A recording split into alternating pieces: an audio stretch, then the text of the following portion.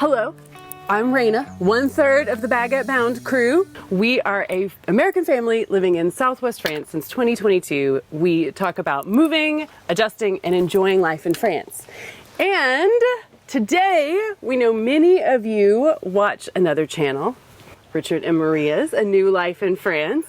And this weekend, we got the privilege to stay at their lovely place. It's been such a wonderful weekend, not just because of this incredible river, but because you guys are really good at this hosting thing. Thank you. That's really kind. It is. It's wonderful. So if you've been thinking about staying, I'm 100% 5-star. There we go. They didn't pay me to say that. But while we were here, we thought it would be fun to make some, create some content together and talk about some of the things that, maybe don't necessarily come up on each of our channels, but that I think would be really interesting. Lots of people, when they're suddenly, you're thinking about making a big change, and that might involve retiring a bit sooner than you originally anticipated. And there's this worry like, what will it be like? Am I ready? Will I get bored? What if I want to make a change? Then I'm going to be in a foreign country. And you guys have navigated all of that. Mostly by accident. Yeah. Mostly by accident. Yeah. So I wanted to kind of talk about what that process and experience has been for others that maybe these questions are floating around in their minds too. So just to start with, what was happening when you first started thinking about moving to France? Were you working? Had you already retired? Where were you at? So I'll pick up on this one. So I spent my career making television programs for travel, actually. And what happened is COVID. So all of a sudden, totally grounded. And, I thought, we'll stop for a year. And then another year went past and still the world hadn't opened up. Yeah. And then it got to a point where you said, let's call it a day, shall we? I think we both really loved the quiet of COVID. There's no traffic, no aeroplanes, we just wanted, I think that's what started us thinking just a quieter life, not so much rush. Yeah. And we had, because we came from this tiny little island in the British Channel, Jersey, not the New Jersey. I did not know that there was, I should have known there's an original Jersey if there's a new one as an American, but I didn't until I met Maria. Oh, that's so funny. I know, I'm embarrassed. I knew about Guernsey because the book, but I didn't really know. I know. Is that another island? Is there another island? I know. So what happened is the property prices in Jersey are ridiculously high. I mean, they're equal to London, in some cases more. So we had sufficient to say, right, let's stop if we sold up and clear the mortgage and buy somewhere in France and retire. Yeah. And that was the plan, wasn't it? Yeah, I think we both thought I remember when we first arrived here, it just felt like you could breathe. Yes. Yeah. I think I've said that exact thing on a video before. Yeah. After we arrived and the dust settled, I thought, oh my God, I feel like I can breathe in France. That's funny. Yeah, the space, the quiet. I would say for the first 2 years, we just loved it, didn't we? I mean, we made some good friends, which helps. It does. Especially sort of like if you need somebody to look after the dog or whatever. Yeah. But I think we just loved that real quiet, didn't we? Yeah. And we had the honeymoon period, I like to call it honeymoon period, where all of our friends and family were coming over regularly, staying. We didn't have a week free, did we? From sort of like April to, I think we moved, because we bought the house in the October, but then we had to go back and sort out our visas. Yes, we bought the house. We're going to talk about that. Bought the house without a visa. Which is bold move. On a wing and a prayer. But sometimes I think you do know it's the right thing, and you're going to figure out the next step. Well, you were very positive, aren't you? And so you were like, step by step, we'll sort it as we go. And we did. I had little faith, but I'm the one that worries, and I worry for him. There's always a balance. One of my friends says, if you were both exactly alike, one of you would be unnecessary. That's so funny. I love that. Yeah, I like that. Yeah. I'm going to use that. Yeah. So you had this thought. You bought the house, and then the first 2 years, it sounds like it was about settling in, you know, enjoying the time with your family here, all the things that, I mean, was it what you imagined retirement would be like when you got here? Yes, for the first 3 months, I think. And then I started, I'll be honest, I started getting itchy feet, but you know, that's Well, me. you were getting under my feet, so so when you said, "Oh, I'm going to start filming some bits," and I thought, yeah, no, it's good. It's good for you. I don't think you were ready to retire. No. I don't think either of us were really. No. I think the idea of just doing the garden or just cleaning all day was, you know, No, it wasn't not happening. really what we. I started doing some still photography because I've never done that in my life. I've done a lot of video work or television work, but never stills. So I spent days taking pictures of our little feathered friends out there, and I really enjoyed that. Yeah. And then we went on holiday to South Africa, and I realised I filmed Maria with my phone, and I realised she was actually really funny on camera. I think it was Saki, probably. Saki, Lowest yes, form well of that's wit. true. Yeah. She's funny in real life So- too. I made these 3 little videos, or 4 little videos for YouTube with Maria in, and I thought, you know, this is great. We should do this at home.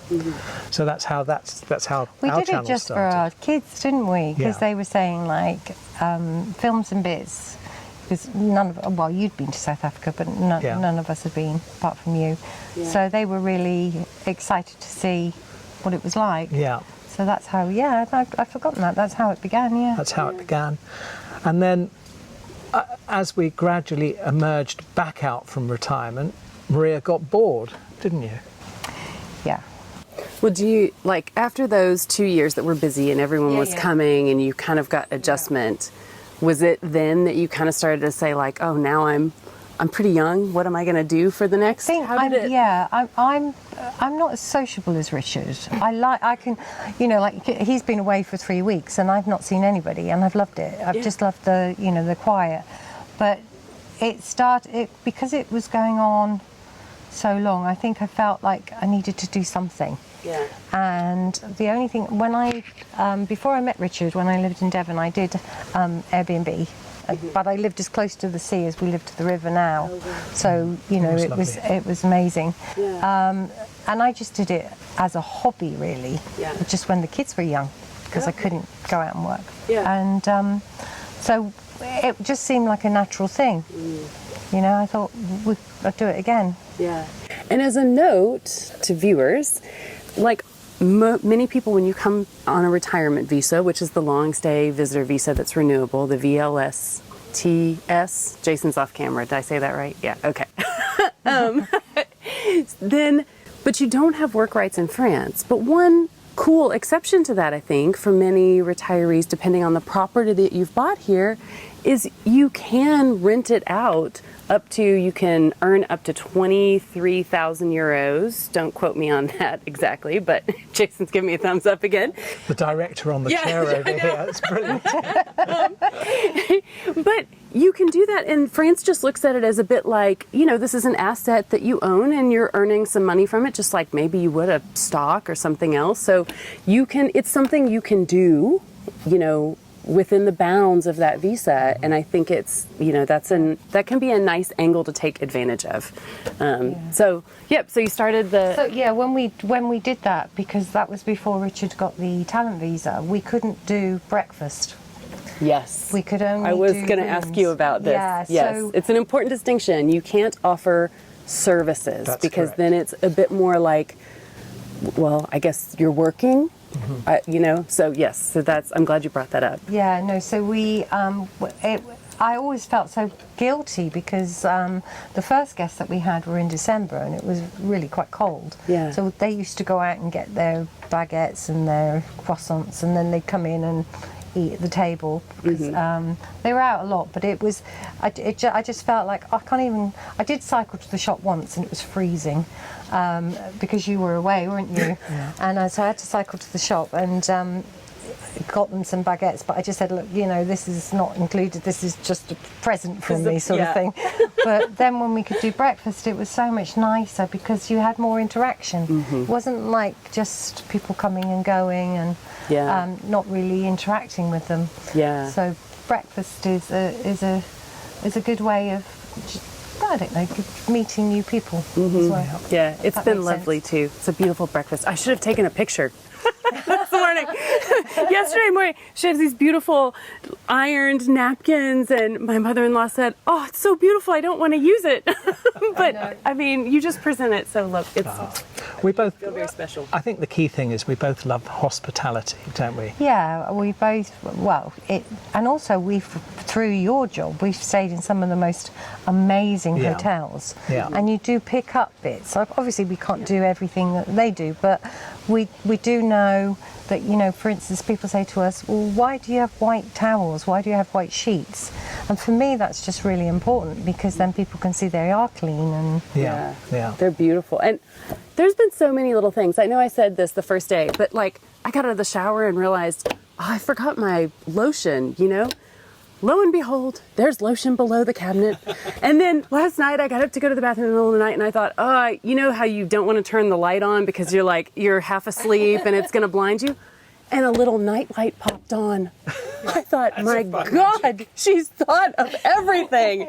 actually, that was you, wasn't That was it? me. Okay. I love light. Credit for that one. Yeah, he got credit for that, because although he protests at going into action, you never see him for the half an hour that we're in there, because he's off picking up little things, and he came out with those. And Oh my goodness. If you haven't discovered action yet and you move to France, you just never know what you're going to find there. It's quite the adventure.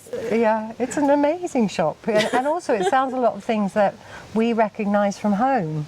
Yeah. You know, some of the cleaning products and some of the conditioners, for instance. Yeah, I've also seen you can buy, this is probably not less of a thing for our viewers than yours, but I have occasionally seen the Heinz beans that go on toast there.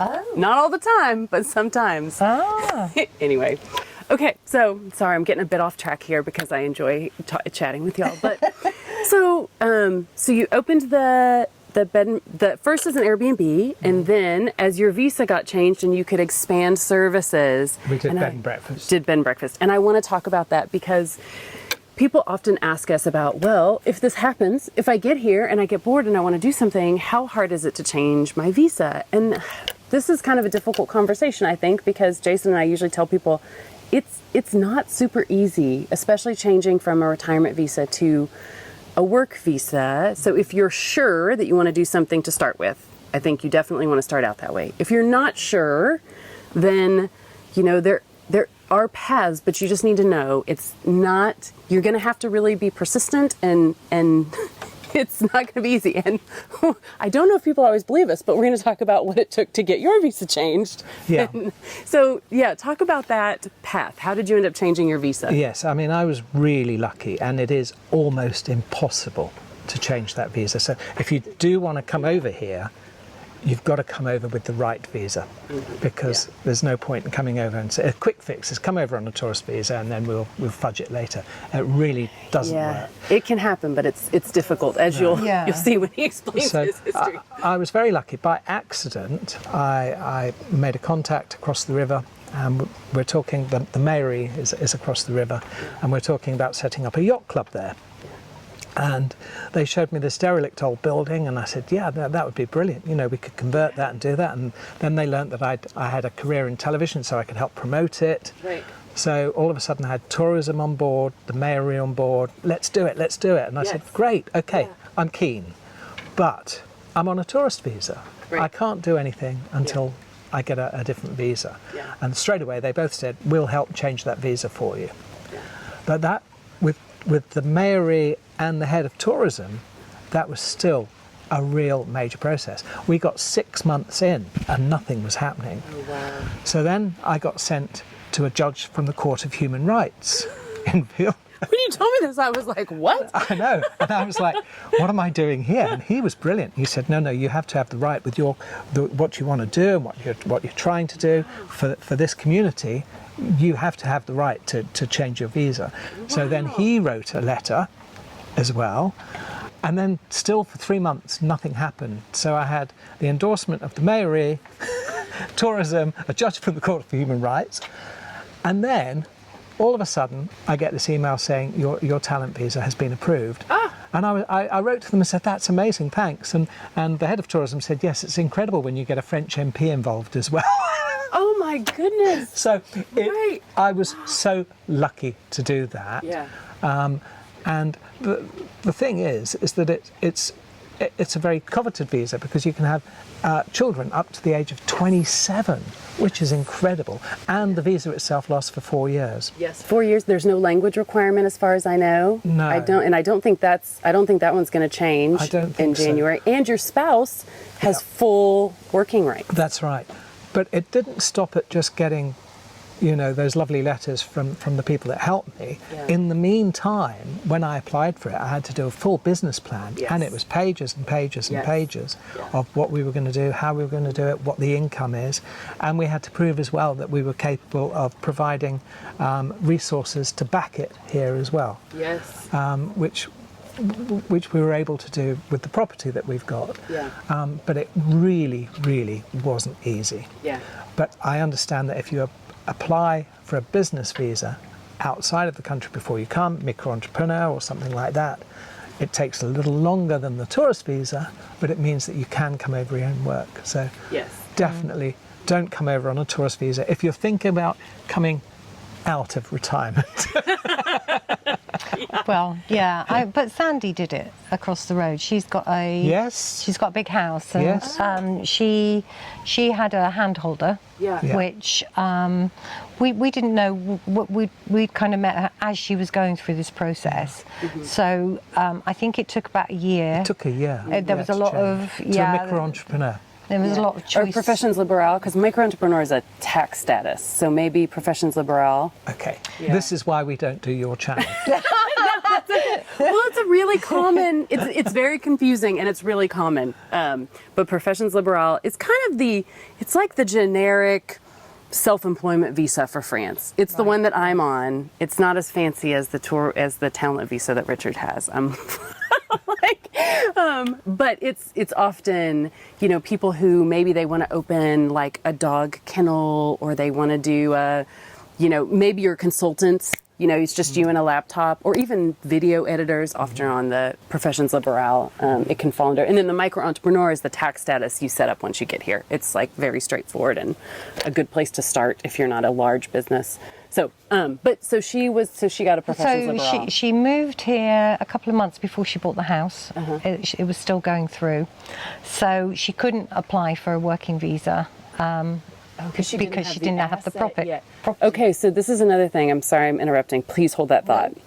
But often, this is really hard because maybe people are thinking they do want to do a business, but to convince France to give you this visa, if it's connected directly to something you need to own in France to create that business, like let's say I'm going to go back to we knew someone who had a cattery, the little huts with the cats, and she had to buy the property first. And so you're doing it a bit on faith that you're going to be able to get approved for this. But we haven't seen anyone get that kind of visa that's connected to a particular property or lease, like having until you've secured some of those things first. So it is.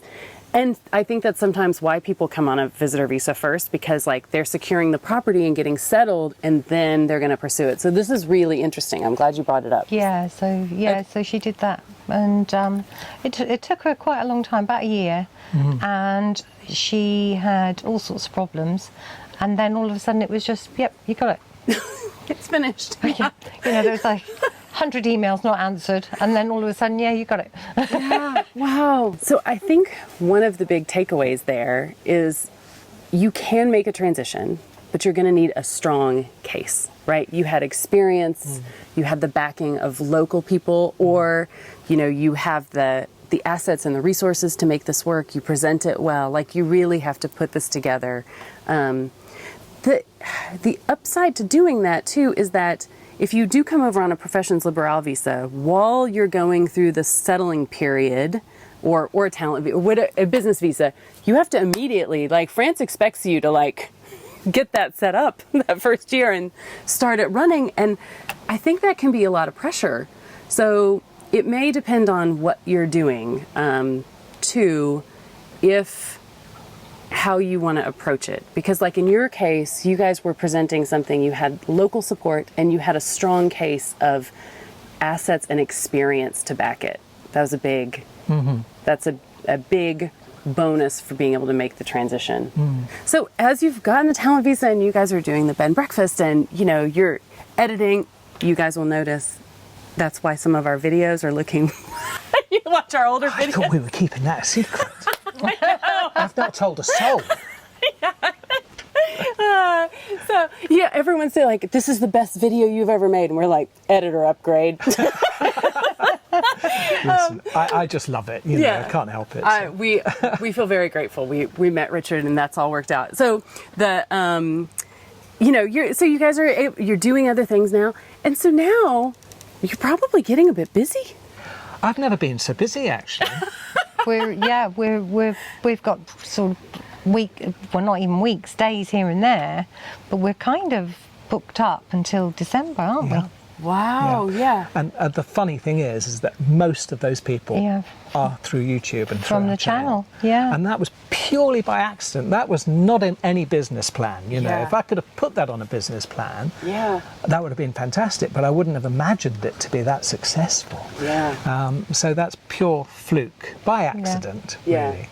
And it's lovely. We have guests come around and they say hi and they know, oh, there's the view. Oh, that's Fungrove. They know all about everything from the channel, Yeah. And there's LB and the dog and et cetera, et cetera. I mean, it was so funny when we got here and when we arrived, Richard had our music from our YouTube videos playing as we walked up, and I thought, God, I know that music. What is that? And then I realized it was ours, and I thought, my brain's confused. We're on Richard's set, but I'm hearing Baguette Bound music. It's kind of funny. Only he would think of that. I know, it was so sweet.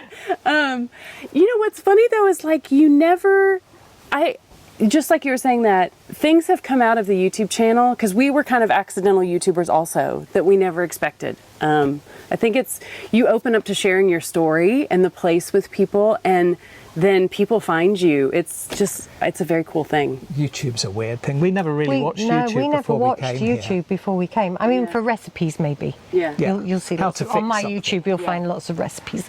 But we sort of now we watch more YouTube than normal TV. Yeah. There's this great channel, Baguette Bound. If you want to know anything about anything, bring your car over, how the postal service works. Holidays are fantastic. So are you feeling like, France is famous for this work-life balance. You were saying you came partly for a quieter life. So how does it feel different now to be working? Oh, no. It doesn't feel like work, actually. No. Because we love it, and you're really good. You're really good with people, and it just seems like it was meant to be, almost. Yeah. I mean, we wouldn't do it, right? If we weren't enjoying it, we just wouldn't do it. But we're very much enjoying doing what we're doing. And at the same time, we're still managing to fit that work-life balance in because part of what we're doing is great fun. But also we do have enough free time to venture. We go up and down the river, we meet our friends. I love my little jaunts down the river to the French bar that I go to, and I'll speak French there throughout the whole session. And I love it. I love it. And we're doing our best to integrate, aren't we? Our French is coming along. We had a barbecue where we only invited people that could speak French. Obviously, I wasn't included in that. Everyone except I think those are like the best. Those experiences where like we have our neighbors over or we go to friend's house and it's everyone, those actually make me want to learn the most. Because I want to know, I want to like they're the best. I feel like they're some of the best experiences that we have because they're so first of all, people are so kind and they tolerate me and my attempts at French. I made up a French word. The other night we had some French friends over and Jason and Juliana told me, sorry, I'm looking at Jason again off camera, but I kept saying, I made up the word mouve. That's not a French word. But I was talking about the river. Like the river close to Ame does not really move like yours. And I was like, I don't know, I just kept using this word I just made up and made it sound like French. And at some point our friends, they started joking about it. They were started saying it. And Juliana and Jason are cracking up. I have no idea. None, that I've just made up a French word, and now everyone at the table, English speaking and French, are making fun of me. But it's still great. I feel... That's lovely. We call it franglais, don't we? Franglais. So are there any things that you've put in place, actually, to make sure that you keep that, that it stays fun? I guess that's where I'm going. Yeah, I mean, we've looked at different things. We're still looking at different projects. I mean, I really do get itchy feet, you know. Yeah. I mean, I really enjoy getting into things, learning about them, starting them, and then sometimes setting up a business, getting it running, and then maybe selling it on or whatever. Yeah. I enjoy that process. So I think we've got a few plans coming up. Yeah. And that might change what we're doing. We may stop doing Airbnb, we may become restaurateurs. Who knows? Yeah. Or we may just carry on doing B&B.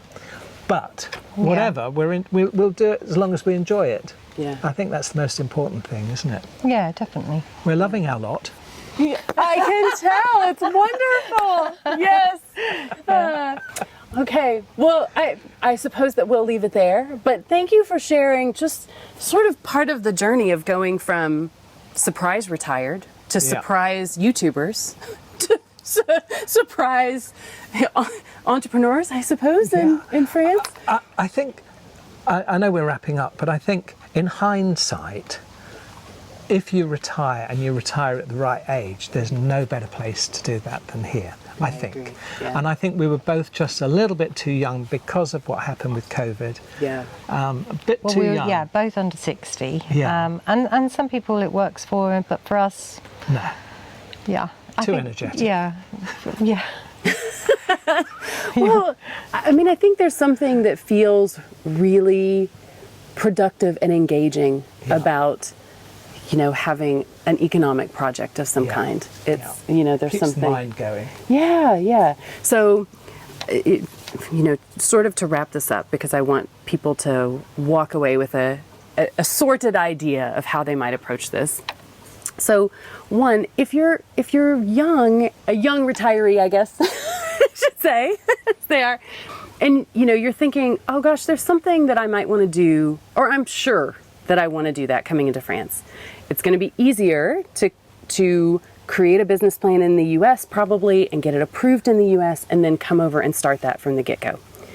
If you're not sure, or you're thinking, gosh, it'd be nice to, maybe you've had a very hectic career and just like you guys were craving some quiet and downtime, and you think, gosh, I do think I might want to work later, but I really want a break and I want to have time to settle in and learn French and, integrate as you guys are, all those things take time. Or find a specific property for a project that you want to do. I'm sure you had no idea there might be a potential yacht club when you came. So you could come on that retirement visa, and you could do one of two things. One is, you find a great project on the ground that you're qualified for, you have the resources for, and you have the backing, the local backing, and do what you guys did, and you present your case, and you see what happens. The worst case, I mean, if it's not approved, you're already retired. You move on and do something else. And best case, it is approved, and just know that it could take time. The other option is, once you've been here 5 years, renewing each year, a legal resident of France for 5 years, you can ask for the 10-year card. If you're younger than 65, you'll need to have B1 French, but you'll have had 5 years to learn that and lots of barbecues. And then at that point, with the 10-year card, it's pretty similar to a U.S. green card, which means you have many of the same rights as any other resident in France. You won't be able to vote, but you can open a business, you can get a job should you be offered one, or you could just still stay retired if you've settled with your lot by then. So there's really three different paths that you can take, and I wanted people to kind of be aware of what each of those looked like when you're in this.